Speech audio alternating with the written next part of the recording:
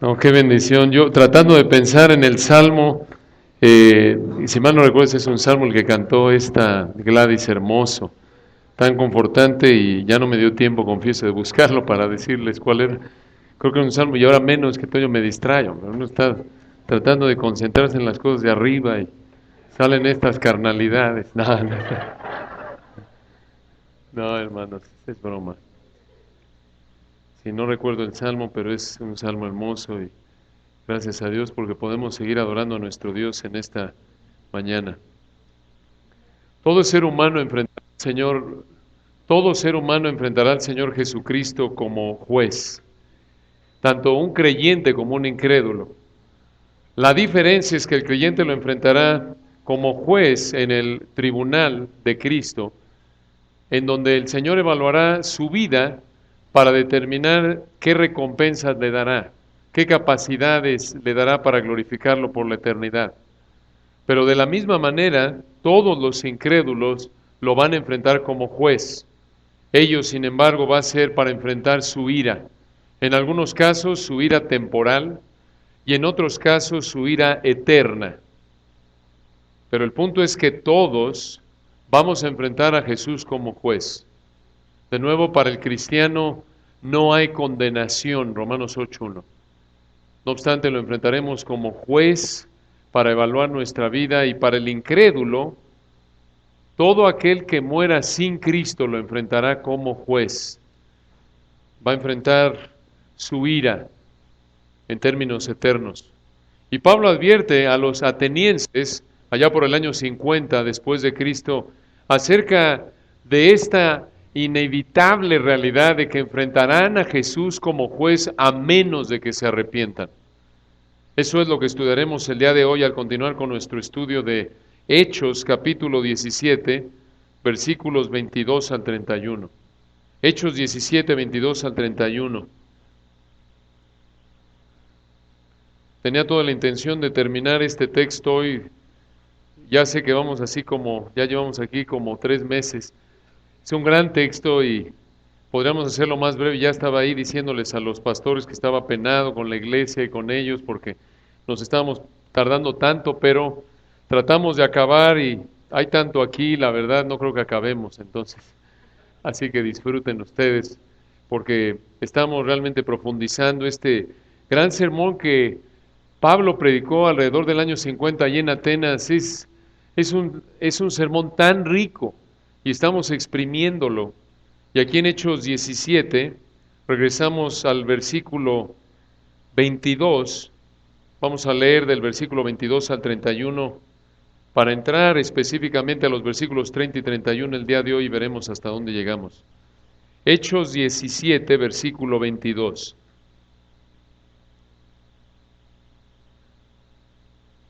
Entonces Pablo, puesto en pie en medio del Areópago, dijo: varones atenienses, en todo observo que sois muy religiosos. Porque pasando y mirando vuestros santuarios, hallé también un altar en el cual estaba esta inscripción: al Dios no conocido. Al que vosotros adoráis, pues, sin conocerle, es a quien yo os anuncio. El Dios que hizo el mundo y todas las cosas que en él hay, siendo Señor del cielo y de la tierra, no habita en templos hechos por manos humanas, ni es honrado por manos de hombres, como si necesitase de algo, pues Él es quien da a todos vida y aliento y todas las cosas.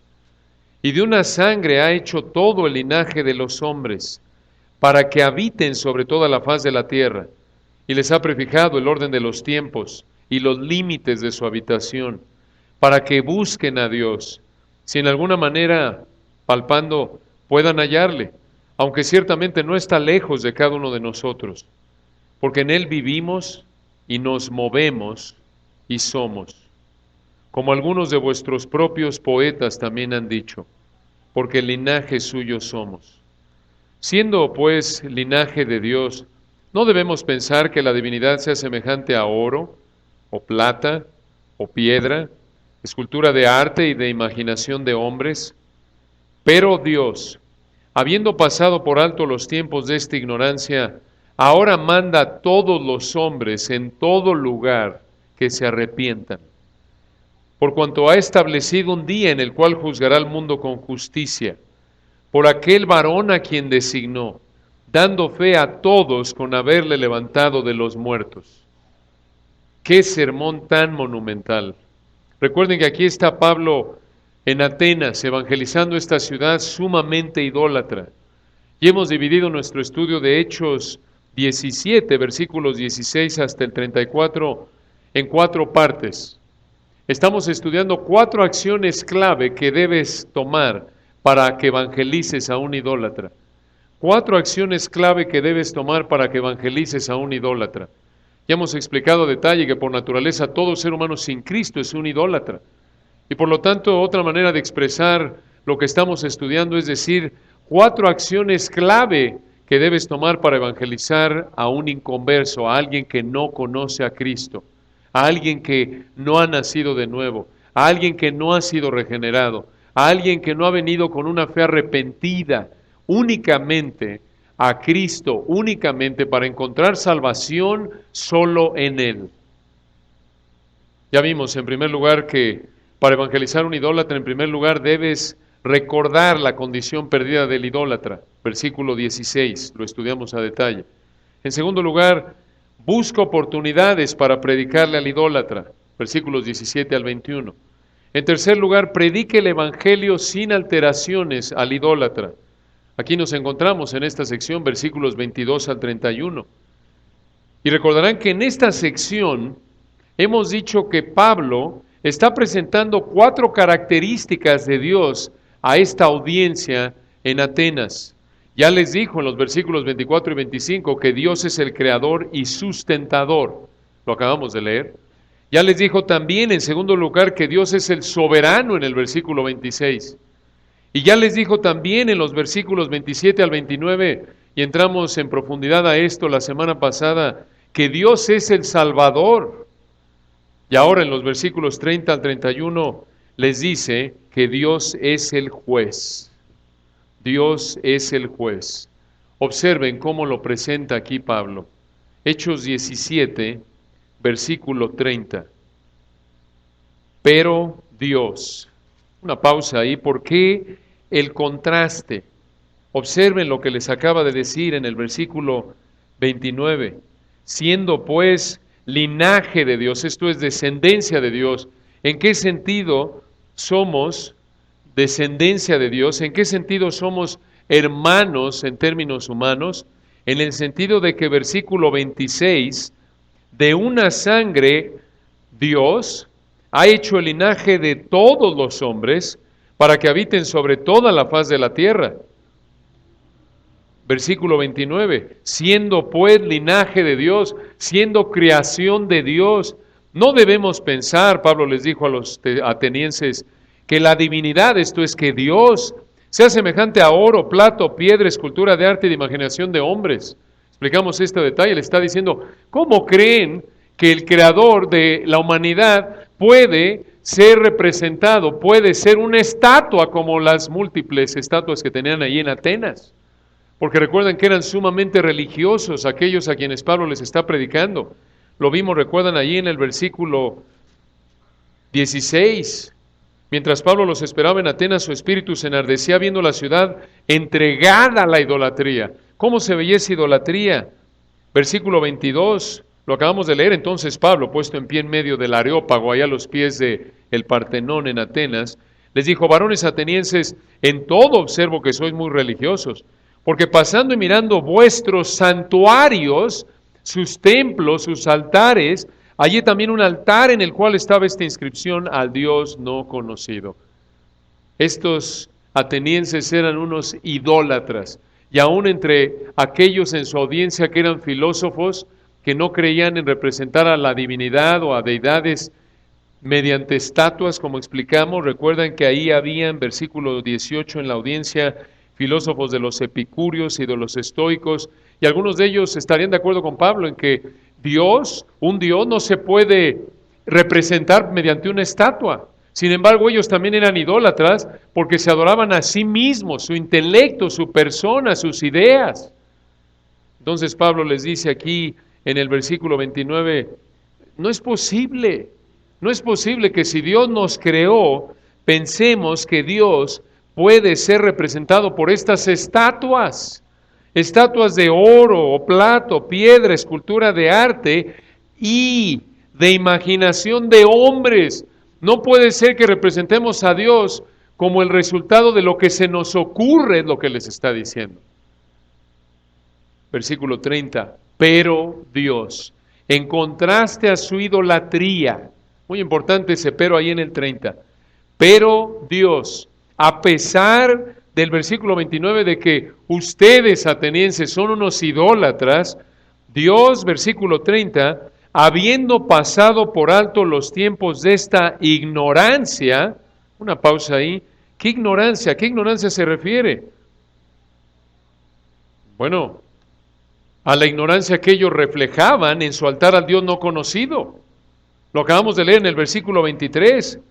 Pablo les acaba de decir, porque pasando y mirando vuestros santuarios, hallé también un altar en el cual estaba esta inscripción, al Dios no conocido, al que vosotros adoráis pues sin conocerles, a quien yo os anuncio. Entonces en el versículo 30 Pablo dice, pero Dios, habiendo pasado por alto los tiempos de esta ignorancia que ellos expresaban en el altar que le construyeron al Dios desconocido, ahora ya conocen la verdad acerca de este Dios que antes desconocían a través del sermón que Pablo les ha predicado. Aquí, en los versículos 24 al 29. Ahora ya conocen la verdad acerca del Dios no conocido. En el versículo 23 no lo conocían, pero en el 24 Pablo les dijo, es el creador, obsérvenlo de nuevo, el Dios que hizo el mundo y todas las cosas que en él hay, siendo Señor del cielo y de la tierra, no habita en templos hechos por manos humanas. El creador es imposible que pueda ser contenido a un edificio diseñado por hombres. Y versículo 25, ni es honrado por manos de hombres, como si necesitase de algo. Él no necesita nada para existir, porque es el creador, al contrario. Él es quien da a todos vida y aliento y todas las cosas. Él sustenta a todos. Él hace posible que la creación exista. Y no solo eso, versículo 26, creó a la humanidad, ya lo dijimos, para que habite sobre la faz de la tierra, y en su soberanía les ha prefijado el orden de los tiempos y los límites de su habitación.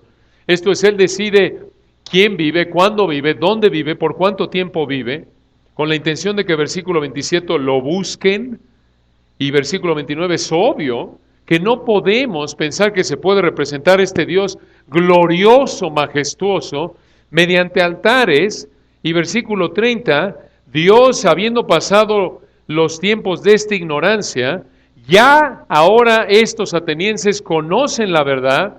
Dios ha pasado por alto su ignorancia hasta este punto en el que Pablo les ha predicado la verdad acerca del Dios que no conocían. Y por esta razón, observen, Pablo les dice al final del 30, ahora manda a todos los hombres en todo lugar que se arrepientan. Debido a que ahora ya conocen estos atenienses a Dios, su responsabilidad es mayor y demandaba que se arrepintieran. Y noten que el llamado al arrepentimiento no estaba confinado a Atenas únicamente. Noten lo que dice aquí Pablo al final del 30, ahora, Dios ahora manda a todos los hombres, esto es universal, no solo los de Atenas, en todo lugar, no solo los que estaban ahí en el Areópago, que se arrepientan. Aquí Pablo menciona una verdad esencial del Evangelio, el arrepentimiento. Es imposible que una persona pueda salvarse a menos de que venga a Dios, sí con fe, pero también en arrepentimiento. Desgraciadamente muchos círculos que profesan ser cristianos en la actualidad proclaman un supuesto evangelio sin arrepentimiento. Y creen que con el hecho de creer, de repetir una oración, de abrir entre comillas tu corazón a Cristo, sin reconocer tu pecado, sin estar dispuesto a dejarlo y volverte en sumisión a Dios, puedes ser salvo. Y ese es un error, esa es una mentira.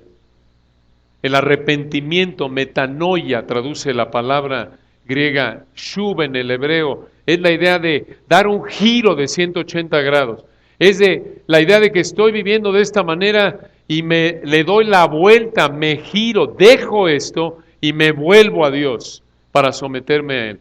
Dejo mi pecado y me vuelvo a Él. El arrepentimiento da por sentado que está pecando el ser humano y que necesita dejar su pecado y volverse a Dios.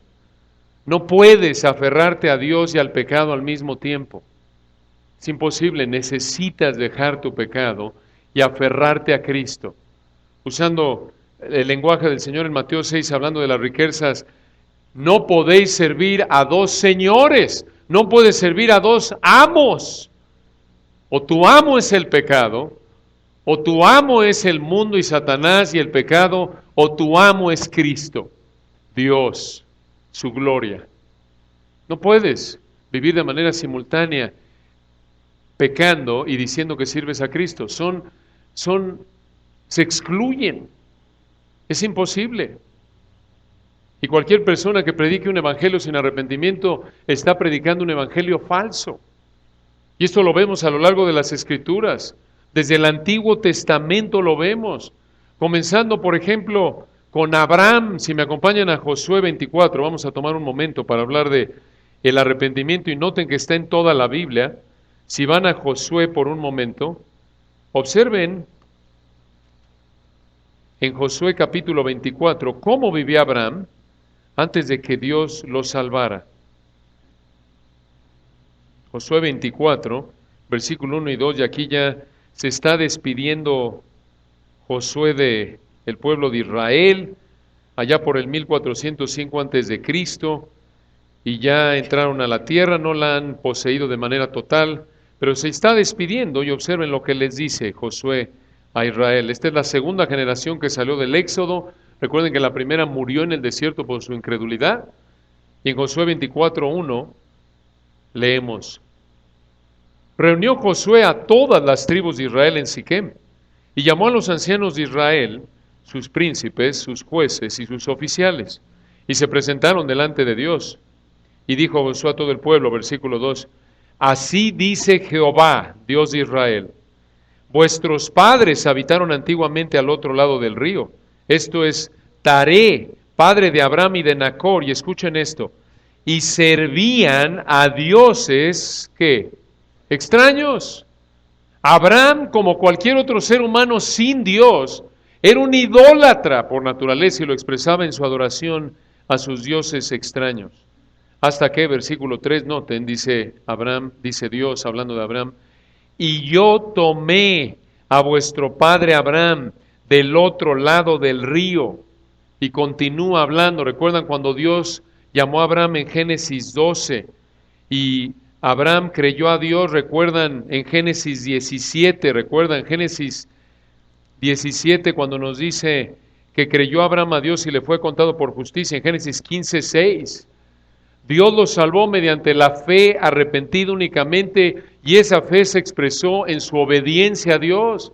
Y por eso Abraham es presentado como un ejemplo de fe genuina. Obsérvenlo ahí en Santiago 2, recuerdan cuando el Espíritu de Dios a través de Santiago está explicando que la salvación no es por obras, pero la verdadera salvación se manifiesta en obras. Obsérvenlo ahí en Santiago 2 por un momento, observen el arrepentimiento de Abraham en su obediencia a Dios. Obsérvenlo en Santiago 2, versículo 18, y véanlo ahí en el Santiago 2, versículos 18 al 24, y nos dice en Santiago 2, aquí Santiago, la primera carta que fue escrita en el Nuevo Testamento, allá por el 44 al 49, después de Cristo. Observen lo que dice aquí el Espíritu de Dios a través de Santiago. Observen cómo se vio el arrepentimiento de Abraham. Una muestra, Santiago 2:18. Pero alguno dirá, tú tienes fe y yo tengo obras. Muéstrame tu fe sin tus obras y yo te mostraré mi fe por mis obras. Versículo 19. Tú crees que Dios es uno. Bien haces. También los demonios creen y tiemblan. Es una fe demoníaca la que es intelectual únicamente. Versículo 20. Mas quieres saber, hombre vano, que la fe sin obras es muerta. Esto es, si no demuestras tu fe por tus actos de obediencia a Dios, das evidencia de que no tienes fe genuina. Tu fe está muerta. Versículo 21. ¿No fue justificado por las obras Abraham, nuestro padre, cuando ofreció a su hijo Isaac sobre el altar? Lo que está diciendo es que sus obras dieron evidencia de que Dios lo había justificado por la fe. Versículo 22. ¿No ves que la fe actuó juntamente con sus obras y que la fe se perfeccionó por las obras? Y se cumplió la escritura, versículo 23, que dice, Abraham creyó a Dios y le fue contado por justicia y fue llamado amigo de Dios. Esto es, la obediencia de Abraham mostró que su fe era genuina. No que Dios lo declaró justo por lo que hizo, sino que lo que hizo dio evidencia de que Dios lo había declarado justo mediante la fe únicamente, no por obras. Y aquí vemos el arrepentimiento de Abraham. Y el arrepentimiento, noten, siendo él, de acuerdo con Josué 24, 1 y 2, un pagano, un idólatra, sin embargo aquí vemos que en Génesis 15, 6, como lo cita aquí Santiago, él se arrepintió, Dios lo declaró justo a través de la fe únicamente, y esa fe, que de manera implícita incluye el arrepentimiento ahí, se manifestó por una vida de obediencia. Así es el arrepentimiento siempre. Deja su pecado y se somete a Dios, demostrándolo en obediencia.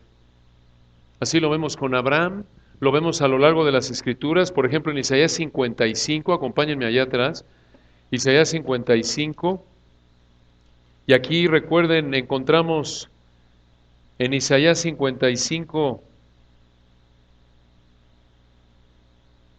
en una sección aquí alrededor del año 700, cuando escribe Isaías, en una sección de consolación, Isaías capítulos 40 al 66 son una sección de consolación. En este texto encontramos cómo se salvaba la gente bajo el antiguo pacto, cómo se salvaba la gente antes de que Cristo viniera. No se salvaba por guardar las obras de la ley, ya que por las obras de la ley ningún ser humano será justificado, nos dice Pablo en Romanos 3. Así se salvaba la gente en el Antiguo Testamento. Ya vimos un ejemplo con Abraham. Abraham creyó a Dios y le fue contado por justicia. Se salvaban de la misma manera en el Antiguo como en el Nuevo, por la fe únicamente. Nada más que recuerden, en el Antiguo es cuestión de perspectiva, era por la fe únicamente en la promesa del Mesías que iba a venir. Y ya de este lado de la cruz, es por la fe en la vida y obra del Mesías que ya vino. Pero en el Antiguo Testamento, noten, la salvación era por la fe únicamente, y noten otra vez algo clave, la fe que podríamos llamarle arrepentida. La fe y arrepentimiento son inseparables. Obsérvenlo, en Isaías 55, versículo 1.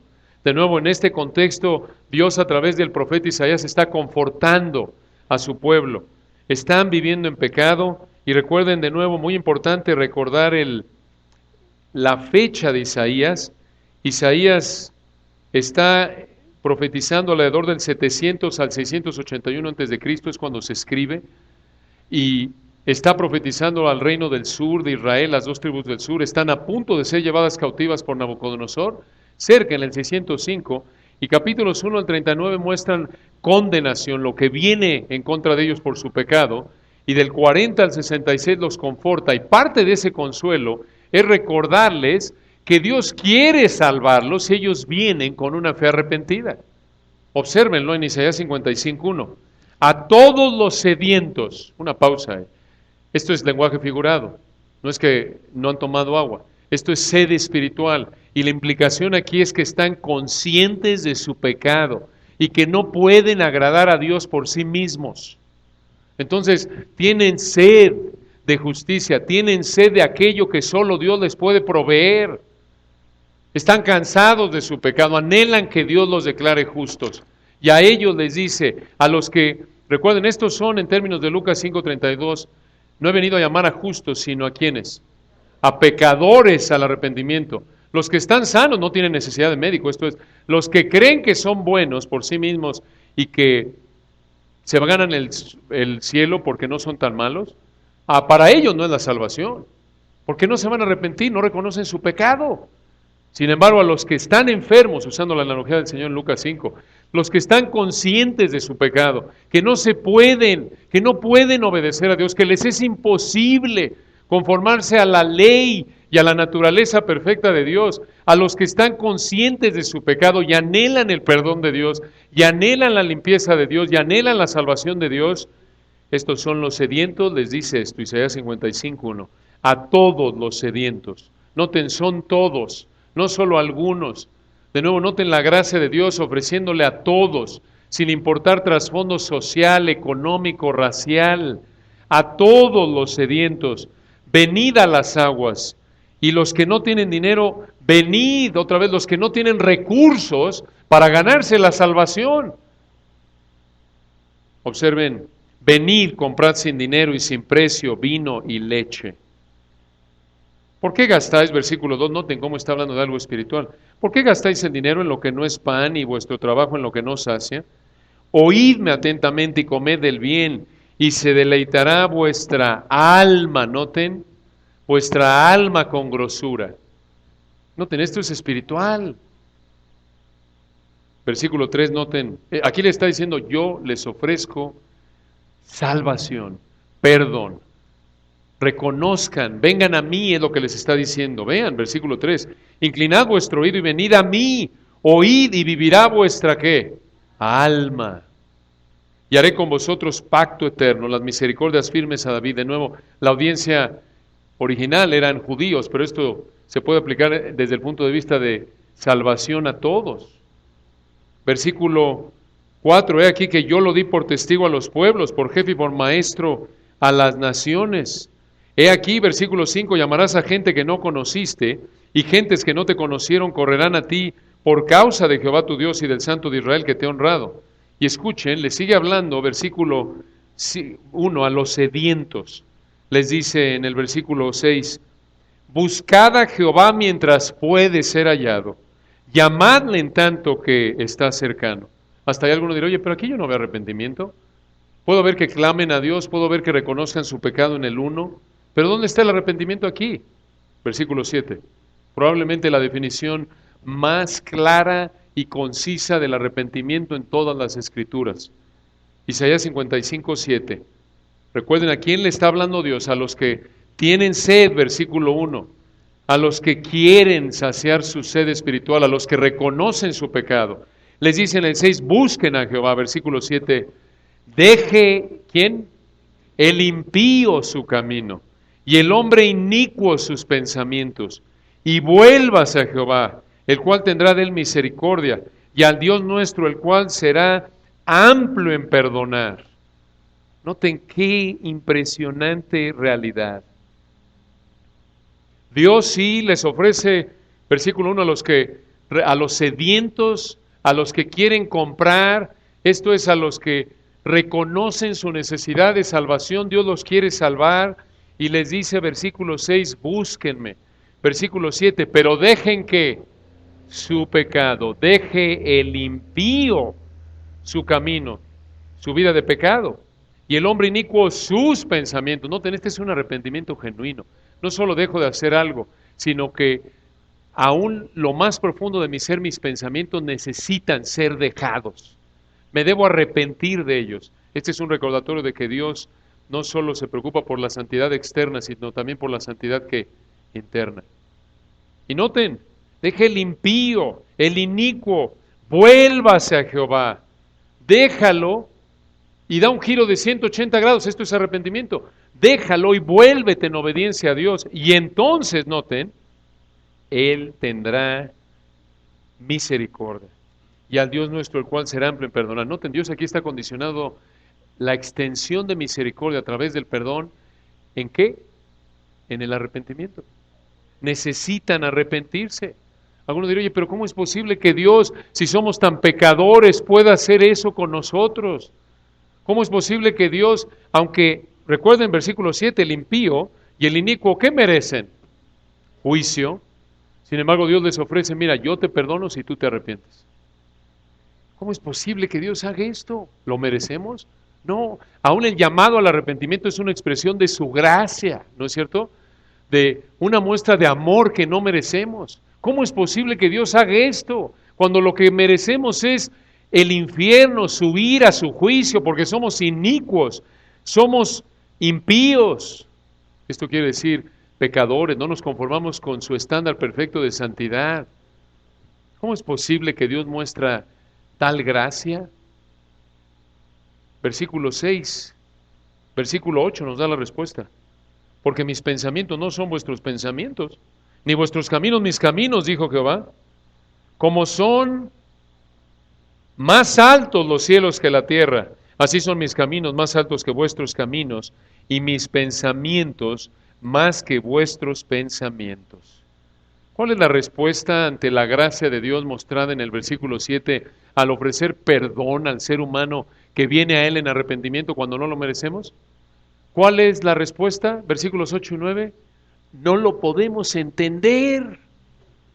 Está más allá de nuestra comprensión. Esa es la idea.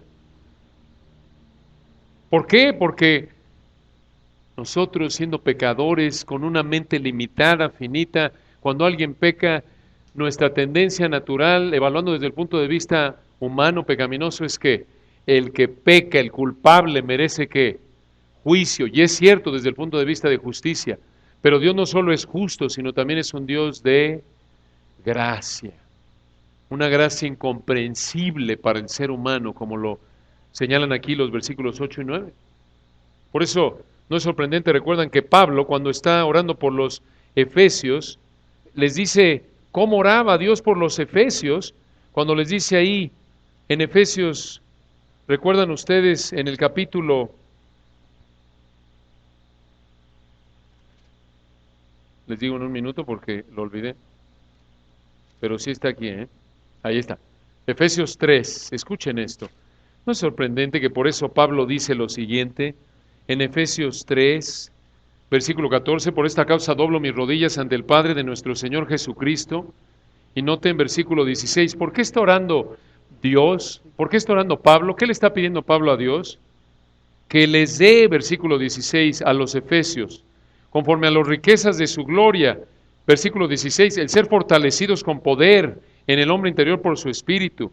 Versículo 17, para que habite Cristo por la fe en sus corazones, a fin de que, arraigados y cimentados en su amor, versículo 18, seáis plenamente capaces de comprender con todos los santos cuál sea la anchura, la longitud, la profundidad y la altura, y de conocer el amor de Cristo que excede a todo conocimiento, y que seáis llenos de toda la plenitud de Dios. Aquí ya está orando por los creyentes, porque el amor de Dios es algo que demanda que Dios nos dé la capacidad de comprenderlo, y no lo vamos a comprender de manera total de este lado de la gloria, sino hasta que estemos en el cielo, hasta que Dios nos dé una mente perfecta, ¿no es cierto?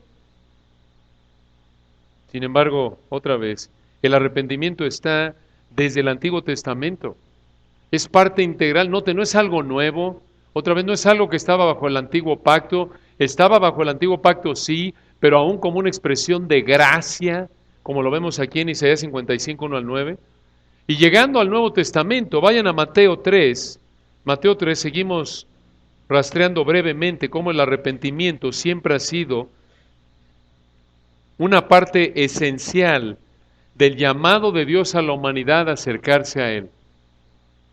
Mateo 3, versículo 1.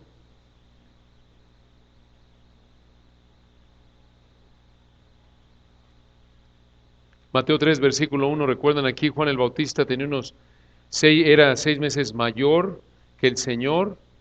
Y noten en el versículo 1, en aquellos días vino Juan el Bautista predicando en el desierto de Judea, y versículo 2 diciendo, ¿qué cosa? Arrepentíos, porque el reino de los cielos se ha acercado. ¿Por qué se había acercado? Porque el rey estaba ahí.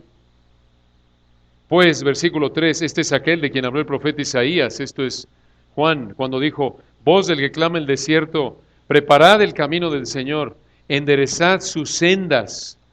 Versículo 4, y Juan estaba vestido de pelo de camello, y tenía un cinto de cuero alrededor de sus lomos, y su comida era langostas y miel silvestre. Versículo 5, y salía el Jerusalén y toda Judea y toda la provincia de alrededor del Jordán. Y observen esto, versículo 6, y eran bautizados por él en el Jordán, ¿y qué hacían? Confesando sus pecados. Noten la relación. En el versículo 12 dice arrepentíos, y aquí viene en el 6 a confesar sus ¿qué? sus pecados, tenían que prepararse para recibir al rey, pero para recibir al rey tenían primero que dejar sus pecados. Versículo 7. Al ver el que muchos de los fariseos y de los saduceos venían a su bautismo, les decía: generación de víboras, ¿quién os enseñó a huir de la ira venidera? Haced pues frutos dignos de arrepentimiento. En otras palabras, si no se arrepienten genuinamente y lo manifiestan por frutos en sus actitudes, en sus acciones, entonces van a recibir, ¿qué cosa? Al final del 7, la ira de Dios. Versículo 9. Y no penséis decir dentro de vosotros mismos: Abraham tenemos por padre. Ellos pensaban que iban a ser salvos por su raza, porque eran descendientes de Abraham. Porque yo os digo que Dios puede levantar hijos a Abraham aún de estas piedras. Y ya también el hacha está puesta a la raíz de los árboles.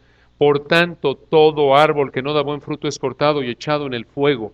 ¿Fuego de qué? Versículo 7, de la ira venidera del infierno.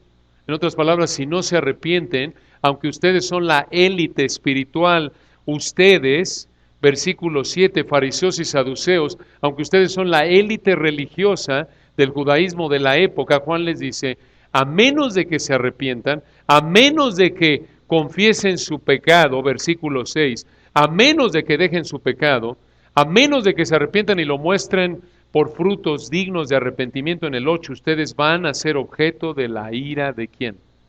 De Dios, sin importar su religiosidad externa. Noten, el Señor dijo lo mismo allá adelante en Mateo 4, versículo 17. De nuevo, observen cómo el arrepentimiento es siempre parte del mensaje de gracia de Dios. Viene el Señor, empieza su ministerio en Mateo 4, 17. Desde entonces comenzó Jesús a predicar y a decir, ¿qué cosa? Arrepentíos, porque el reino de los cielos se ha acercado. Y el Señor llega a su muerte, resucita, y observen lo que les dice a los discípulos que tenían que predicar en Lucas capítulo 24. Lucas capítulo 24.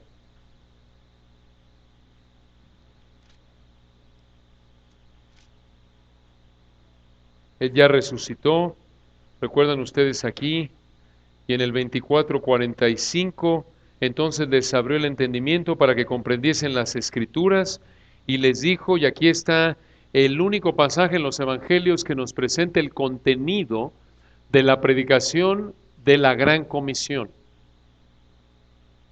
Lucas 24:46, y les dijo: así está escrito, y fue necesario que el Cristo padeciese y resucitase de los muertos al tercer día. Fue necesario, ¿por qué? Porque había sido profetizado por Dios en el Antiguo Testamento. Versículo 47, escuchen esto: y que se predicase en su nombre el arrepentimiento y el perdón de pecados en todas las naciones, comenzando desde Jerusalén.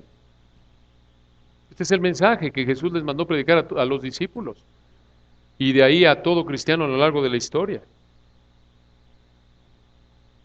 ¿Cómo sabemos si fueron fieles? Vayan al libro de Hechos, ustedes recuerdan lo que pasó en Hechos capítulo 2, lo hemos estado estudiando. Y por cierto, antes de que vayan a Hechos, me salté algo aquí importante. El Señor hizo milagros con la intención de llevar a la gente al arrepentimiento. ¿Sabían eso? Ese fue uno de los propósitos de los milagros. Claro, mostró compasión al hacer esto a la gente, mostró que realmente era el Mesías, pero además observen en Mateo 11, versículos 20 y 21, es importante ver esto antes de dejar al Señor ahí en los Evangelios. Mateo 11, versículos 20 y 21. Observen para qué hizo milagros el Señor. Mateo 11, versículos 20 y 21.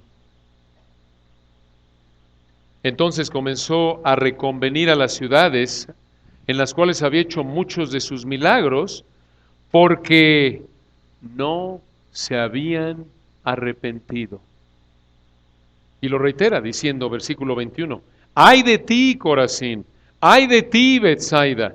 Porque si en Tiro y en Sidón se hubieran hecho los milagros que han sido hechos en vosotras, tiempo ha que se hubieran, ¿qué cosa? Arrepentido en silicio y en ceniza. Ese fue Ese fue parte del propósito del Señor al hacer milagros, que se arrepintieran y creyeran en el Evangelio. Y no fue así. Sin embargo, noten de nuevo el mismo tono de mensaje: arrepentimiento, arrepentimiento. Ya lo vimos en Lucas 24:47, que se predicase arrepentimiento a todas las naciones, comenzando en Jerusalén. Y noten cómo lo hicieron los discípulos en Hechos 2. Hechos 2 lo estudiamos a detalle hace tiempo atrás. Es el día de Pentecostés, acaba de nacer la iglesia, estamos ya por el año 30 después de Cristo, y en Hechos 2, versículo 38, recuerdan, en el primer sermón que encontramos ya en la época de la iglesia, predicado por ¿quién? ¿Recuerdan? Pedro. ¿Qué les dice en Hechos 2:38, ya que vieron su pecado? Sabemos que vieron su pecado porque en Hechos 2:37, al oír esto se compungieron de corazón y dijeron a Pedro y a los otros apóstoles: varones hermanos, ¿qué haremos? Pedro les dijo: arrepentíos y bautícese cada uno en el nombre de Jesucristo para, mejor traducción, por causa de la remisión o del perdón de los pecados, y recibiréis el don del Espíritu Santo. Noten, en Jerusalén, ¿fueron obedientes? Sí. En el 3:19, observen cómo siguen predicando el arrepentimiento. 3:19. Así que arrepentíos y convertíos, para que sean borrados vuestros pecados, para que vengan de la presencia del Señor tiempos de refrigerio. Allá adelante observen en el 5:31.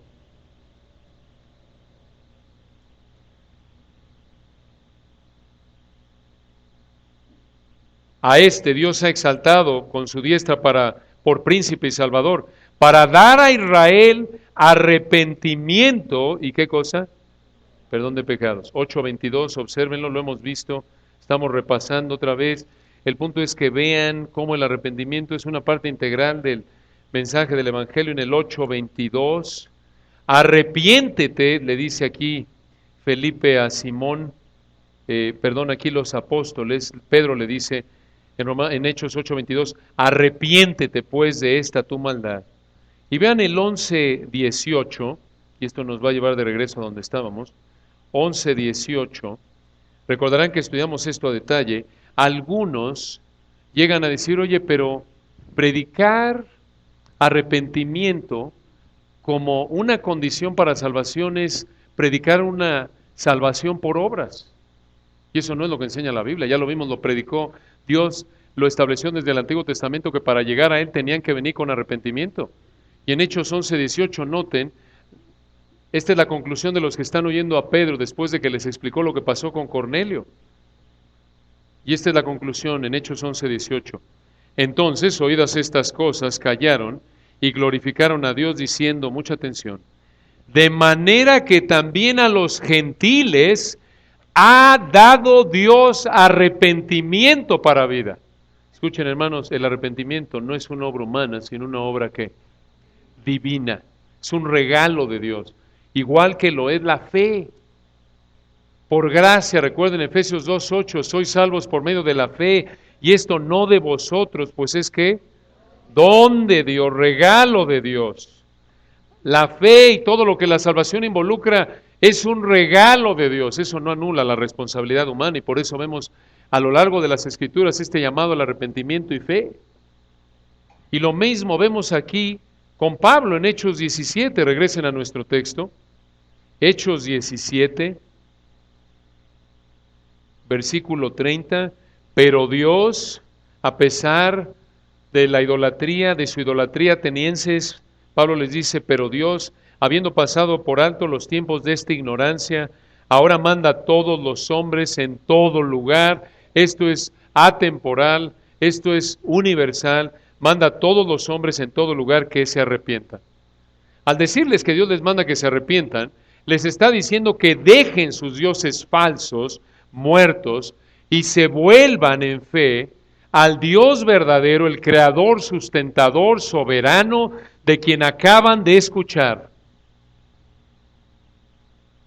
Y Pablo concluye con una advertencia.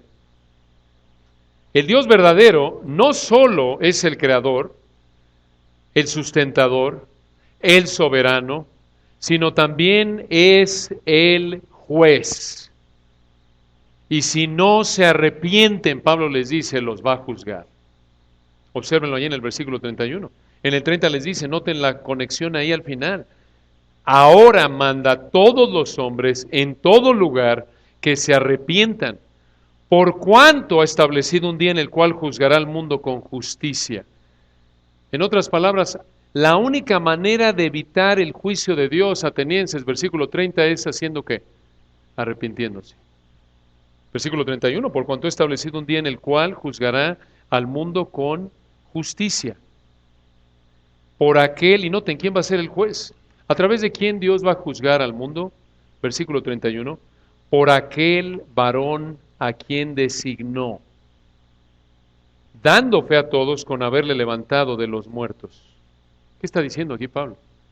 El hecho de que Dios resucitara al Señor Jesús es la prueba de que el Señor es el juez de toda la humanidad.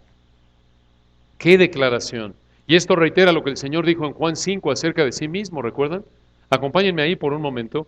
Juan 5, versículo 22 al 27.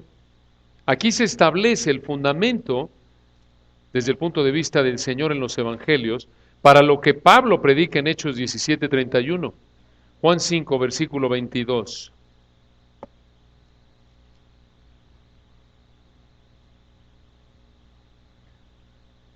Juan 5, 22. Recuerden, está con una audiencia incrédula. Versículo 10, los judíos dijeron a aquel que había sido sanado, sanó ahí al paralítico de Betesda.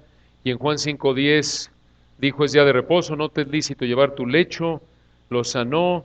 Y versículo 16, por esta causa los judíos perseguían a Jesús y procuraban matarle porque hacía estas cosas en el día de reposo. Y Jesús le respondió, mi Padre hasta ahora trabaja y yo trabajo. Por esto los judíos aún más procuraban matarle, porque no solo quebrantaba el día de reposo, sino que también decía que Dios era su propio Padre, escuchen esto, haciéndose igual a Dios. Noten, aquí Dios a través de Juan está mostrando la deidad de Jesús. Noten, y no solo lo hace a través de mostrar que Él trabajaba igual que su Padre, que Él no podía quebrantar el día de reposo, y noten, añade, sigue el contexto y el Señor le sigue hablando a estos judíos hostiles, versículo 19. Respondió entonces Jesús y les dijo, de cierto os digo, no puede el Hijo hacer nada por sí mismo, sino lo que ve hacer al Padre, porque todo lo que el Padre hace, escuchen esto, también lo hace el Hijo como. Igualmente, otra declaración de ¿qué? De deidad. Versículo 20, porque el Padre ama al Hijo y le muestra todas las cosas que Él hace, y mayores obras que éstas le mostrará, de modo que vosotros os maravilléis. Porque versículo 21, como el Padre levanta a los muertos y les da vida, así también el Hijo a los que quiere da vida. Otra declaración de ¿qué? De su deidad. Y no ha terminado. Sigue mostrándoles, soy igual a Dios. Soy igual a Dios, yo trabajo igual que mi Padre en el versículo 17. Él es mi Padre, versículo 18. Yo hago, versículo 19, lo que hace el Padre, igual que el Padre, versículo 21, yo puedo levantar, dar vida a los muertos a los que yo quiero, y añade, versículo 22 al 27, porque el Padre a nadie juzga, sino que todo juicio dio al Hijo, versículo 23, para que todos honren al Hijo como honran al Padre. El que no honra al Hijo, no honra al Padre que Él envió. Versículo 24, de cierto os digo, el que oye mi palabra y cree al que me envió tiene vida eterna y no vendrá condenación, mas ha pasado de muerte a vida. En el 25, de cierto os digo, viene la hora y ahora es cuando los muertos oirán la voz del Hijo de Dios y los que oyeren vivirán, porque como el Padre, versículo 26, tiene vida en sí mismo, así también ha dado al Hijo el tener vida en sí mismo, otra declaración de deidad, y versículo 27, y también le dio autoridad de ¿qué? De hacer juicio por cuanto es el Hijo del Hombre. ¿Qué declaración?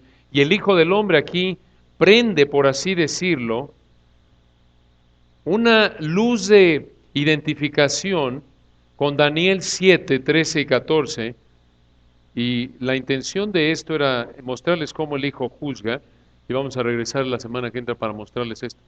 Pero por ahora, ya se nos acabó el tiempo, por ahora nos vamos a quedar simplemente viendo esto en el versículo 31. Dios, al resucitar a Jesús, regresando a Hechos 17:31, prueba que el Señor es el juez de toda la humanidad. Y escucha, si tú no conoces a Cristo en esta mañana, lo vas a conocer como juez cuando en el gran juicio del trono blanco en Apocalipsis 20 te condene una eternidad de tormento. Si tú no lo conoces, si tú lo conoces, lo vas a ver cara a cara como juez también, pero en el tribunal de Cristo, lo veremos la semana que entra si Dios quiere. Ya no va a ser un juicio de condenación, sino para ver qué recompensas te va a dar por tu servicio aquí en la tierra. Entonces todos vamos a ver a Cristo como juez. Algunos de nosotros en el tribunal de Cristo para recibir recompensas, pero otros, los que no han dejado su pecado y han sometido su vida a Él, los que no se han arrepentido, como Pablo lo dice aquí, lo verán cara a cara como juez. Y estudiaremos esto con mayor detalle de hoy en 8, si Dios quiere. Oremos. Padre, gracias por el privilegio que nos has dado el día de hoy para abrir tu palabra y considerar estas ricas verdades. Qué bendición que servimos, como dice el himno, al Cristo vivo. Gracias por tu gracia que hizo posible que nos arrepintiéramos. Gracias porque tú nos diste arrepentimiento para vida. Reconocemos que es un regalo de tu gracia pura el arrepentimiento. Gracias por esto, Señor. No lo merecemos. De nuevo, como lo estudiamos hace un momento en Isaías 55, nos quedamos boquiabiertos, pero reconocemos que que tus pensamientos no son nuestros pensamientos, que están tan distantes tus pensamientos de los nuestros como los cielos de la tierra. Esto demuestra tu gloria, tu poder, tu magnificencia como el Dios del universo. Ningún ser humano pudo haber diseñado un plan de redención como este. Esto muestra tu gloria, esto despliega tu gracia, tu justicia, tu amor. Gracias, Señor, por habernos permitido estudiar estas verdades en esta mañana, adorarte juntos como tu amada iglesia. Y oramos por aquellos, Padre, que en esta mañana puedan estar en la misma situación espiritual que los atenienses, que tengas misericordia de ellos, Padre, que les regales el arrepentimiento para vida. Rogamos esto para la gloria de Cristo. Amén.